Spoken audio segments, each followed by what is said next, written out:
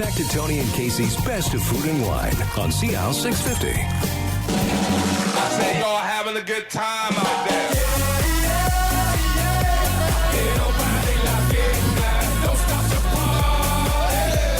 Welcome back to the Best of Food and Wine. I'm Tony Gismondi. I'm Casey Wilson. It's Wine Festival week in Vancouver. Actually, I've been going since Sunday, more or less, at the festival. Yes, you have, and you were just back from Argentina. I was in Argentina for a week. That's right. And so you know what, Tony? You don't get too jet lagged. You know what, Casey? It's 3 in the morning. Oh, no, geez. 1 in the morning. Never mind. Joining us now is Mark Hopley. He's assistant winemaker at Hester Creek. Mark, welcome to the show. Thank you very much. Great to have you back. Cheers. You're the first Canadian winery on the show, the first BC winery. It's good to start it off. Yeah. Having fun in Vancouver? Absolutely. Like, do you get to town enough? Or No, never. Don't you? Can you not complain about that at the winery or say, I need to go to Vancouver every other weekend? We're either in the cellar or in the vineyard. Yeah. So it's nice to come down to the city and see what's going on. And isn't it fun to talk to consumers? Like, when you're a winemaker, to really spend a couple days and get like real feedback. You know what? Instead of from the critics. I was just chatting with Stu about that off there. It's so true. When we don't get the feedback in the winery. Once in a while, obviously, customers come through and we get some feedback, but as winemakers, we're not always out there in the public, and I think it's really good. Yeah, it's important for you to get out. It is. You see what people like, maybe what they don't like, where some of the trends are going. Yes. So for me, that's really exciting. And to meet all these amazing winemakers that are here also. Oh, absolutely. Well, some of the tastings that we've been to this week have been unbelievable. I thought you were going to say the amazing women that are at the show, Casey. That too. Yeah. Wait till Saturday night. All right, hold on. Hester Creek. Let's start with Hester Creek, where it is, because you got a fantastic new appellation to talk about too. So we do. Tell our listeners where Hester Creek is if they don't know. So we're situated on the Golden Mile Bench, just south of Oliver, about like a 10-minute drive south of Oliver, so between Oliver and Asuyas. Yeah. And we're on the west side of the valley. The wine capital of Canada, by the way. Absolutely is. Yeah. If you just look at it, there's so many wineries down there. There's some exciting things going on, but we're very excited the fact that we can put a sense of place to what we're doing, especially with the Golden Mile. For me, and for Rob, that's very exciting. Yeah. Now, you brought, I want to get right into the wines so that we don't miss them. You brought the 2015, not released yet, Trebbiano. Exactly. This is one of the most amazing wines made in BC. Congratulations on that. It's one of the only Trebbianos made in Canada, is it not? To my knowledge, so far. Yes. Yeah. That's correct. Well, when people taste it, they probably think, well, I'd like to make that. But then you have a secret weapon. Old vines. Exactly. And so these are all from one distinct block that was planted in 1968. Unbelievable. Okay, so the original owner, Joe Busnardo. I was just getting back from Expo 67 in those days. So Expo 67. Yeah. Look at him. Exactly. He wasn't even born yet. 86. We can talk. Come on. No, that's a different Expo, yeah. So we're really excited about this wine, Tony, Casey. It's unique. Okay, so here we have something that was brought from the old world to the Okanagan in 1968. Yeah.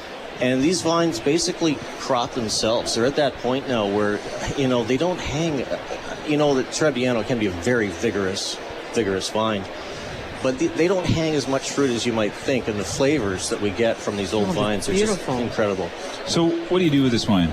Nothing? What do we do with it? You bring it to the winery and don't do too much with it? You hit it on the head. We really don't do a lot. The vines, the vineyard does the work. The guys in the vineyard do the work. But this wine is going to be released in a couple of weeks, so mid-March. It's not released yet, so we thought we'd bring it down and show it to you. But I'm pretty excited about the 2015 vintage as a whole. There's a lot of fruit going on in this wine. So you get a lot of yellow flowers, some blossom. I want to say there's a little bit of white grapefruit for me, and maybe a little bit of gooseberry in this too. By the way, I like that you say "for me," because people taste wine differently. Absolutely, it's very. Is that right, Casey? You don't like no different than food, right? No, that's right. You don't like pronouncements on wine? Or? No, I don't. I just like the way. No, I don't. Mark said that. Yeah, well, this wine it's so unique to start with. It's so delicious, and it's great to see that. I think as we mature, as an industry to have these kind of vines, these old vines, these kind of wines. This is the direction that is going to put the Okanagan on the real map. We're very fortunate. And these could have easily been torn out of the vineyard with That new would've been people horrible. coming in. Things like that have happened. Yep, absolutely. We always order this at Best of India in Nice. Oliver when we go there for dinner. See, this would pair with Indian food very well. Exactly. It Very would well. also be very good with appetizers. Yes. Yeah, it's definitely a house favorite, I can tell you that. Great package too. It's grown up a lot. It's very sophisticated now. I love the screw cap, and it looks like a serious wine, which is great. Thank you. And it's not a serious price, though, is it? No. Well, no. Got it right They're there. not giving it away, I don't think. $22.95. $22.95. There you go. Okay, so sells out and very it should quickly. be out in the Yes. next month or so, I guess. You could eh? probably raise the price. How many bottles of this are you making? We did Roughly. roughly, I want to say 10,000 liters, so 1,000. 9-liter cases. Yeah. So, it's a limited production, and that's what we want to get 12,000 across. bottles. That's it. It's not a lot. No. I mean, and the thing is we can only make so much of it. I mean, Yeah. It's not something that we can duplicate. Well done. Thanks you. for that. Thanks for the preview too. I guess we're one of the first people to taste it, You are, absolutely. unless it's out in the room. I don't know. But No, it's not. yeah. Thanks so much. Delicious. The second wine is the Judge, which is a good story. Hester Creek Limited Edition of Judge. Now we have the 2012 in front of us. Mm-hmm. This is a blend, a red blend. So this is our Bordeaux style, if you will, Meritage style wine. So basically we're looking at this as Merlot, Cabernet Franc, and Cabernet Sauvignon. In a warmer year, it'll be a little more cab driven. But we basically say, we like to keep it fairly, we don't want to split hairs on percentages, but it's roughly a third, a third, a third. Merlot, Cab Sauv, Cab Franc. And I think he was a hanging judge, which is kind of a good name for hanging grapes, hanging judge. Well, that's where you get those flavors. Exactly. It wasn't all that long ago. I think about 1991 or 92, maybe, when the first red varieties went into South Okanagan. Many people thought it's not going to work. That's right. There's no problem now. Were you one But of them, it's not- Tony? No, I don't think I was one of them. But when Harry McWater said to me, "We're going to plant all these red varieties," I thought, "Well, that's pretty brave." It's ambitious. Yeah, it was ambitious, but of course, most places you have to be ambitious to do anything in the wine business. So I think there's a lot of foresight that went into that. You Yeah. look at, I'll give you an example. This year, we had grapes coming to the winery as early as August 29th, which I've never seen personally incredible. before, unless you're doing sparkling, but that's unseen. very early. It was a hot year. And I've heard already that the vintage is almost underway. Like the soil's warming It's up not- in the Okanagan, and It's not far off. yeah. So the springs are coming much earlier. We know that. Yeah, there's definitely been a change in the last few years. I mean, we don't know if this is the new norm, Yeah. but we have to, as winemakers and as people, you gotta in the react. Exactly, you have to anticipate that. So, Yeah. if it is the new norm, great. So the Judge, where does it fit in? I mean, you make other wines, so what is the So what's the the Judge point of the Judge in the end for you or for Rob? We're telling a story. And by the way, Rob Summers is Rob the Summers, winemaker. my boss, our head winemaker. Basically, this wine tells a story, and Rob made the first vintage in 2007. Somebody asked me today, how long will that wine age? Well, we still don't know the answer to that because we're still aging it. Yeah. So, the line is 10 or 5 to 10 years. We're very needy. We need answers. You know? Yes, We need yeah. answers. Sometimes it's hard to pin that down to an Yes. exact date, but it's evolving and still very, very drinkable at this point, right? So, the 12 here, I think it's got some nice tannins, so you'll be able to lay it down for a while. Our goal is always to have wines that are approachable now, but will get more elegant with age. So, Okay. Golden Mile Bench. That's been a good thing too, I think, huh? huge. Yeah. When I say sense of place, it gives me the warm fuzzies. Well, I mean, I've been writing about this stuff for 2 decades, and sometimes I think people don't get it at all, but I can simplify it now. The Golden Mile Bench is a place. This wine is from that place, and it's on the label.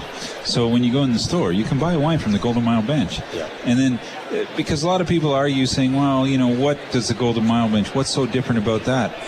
Well, I could say I know a bit, but now I know a lot, because every time I have one with that Golden Mile Bench on it, I can feel the bench. I can feel the taste. I don't know what, in 10 years or 15 years' time, it's going to be pretty clear, but at least now I know that fruit is from there. I can give it my attention as that place, and I think it's really important.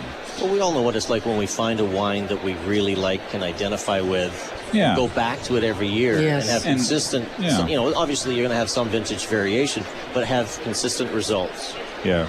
I just came out of a seminar from County Classico. It's been 300 years since they defined the region. 300 years of tasting and making wine inside a zone which was defined as County Classico. Well, that's fantastic. It is. So you've got 1 year now with the Golden Mile Bench.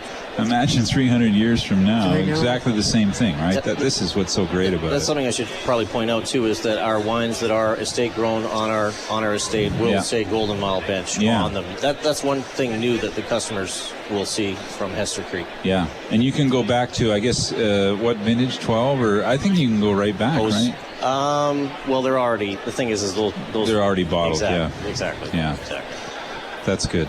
Well, I'm happy about it. I know that the Okanagan's working on more appellations. I don't know if it's going to happen, but time will tell. Anyways, you've got yours. Well, which is nice. It'd be like this. Everybody has a sense of place. We're almost out of time. Sorry, Mark.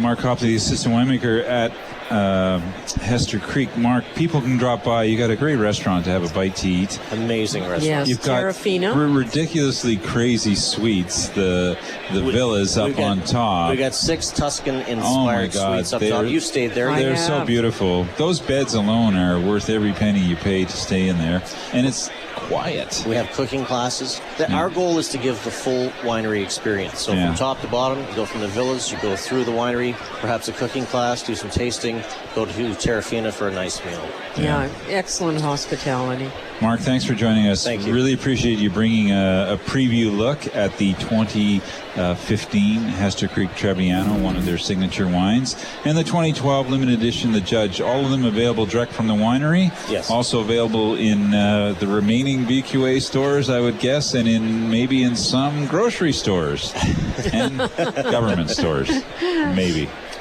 Well said. Thanks. We're done? We're done. Let's take a break. You're listening to Sea Isle 650's Best of Food and Wine. We're live on location. Guess who's here? Art Factora is with us. Art, have you been around in a couple of booths? Or? I took a quick walk around. But, Italian booths? Or? I'm trying to pace it myself. Yeah? We're here for 3 days. Barolo, Art. Go to the Barolo booths and get started. Barolo. Nebbiolo. That's your next challenge. That's amore.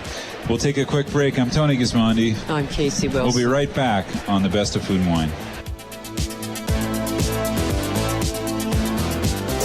This is Tony and Casey's Best of Food and Wine on Smooth and Easy. Sea Isle 650.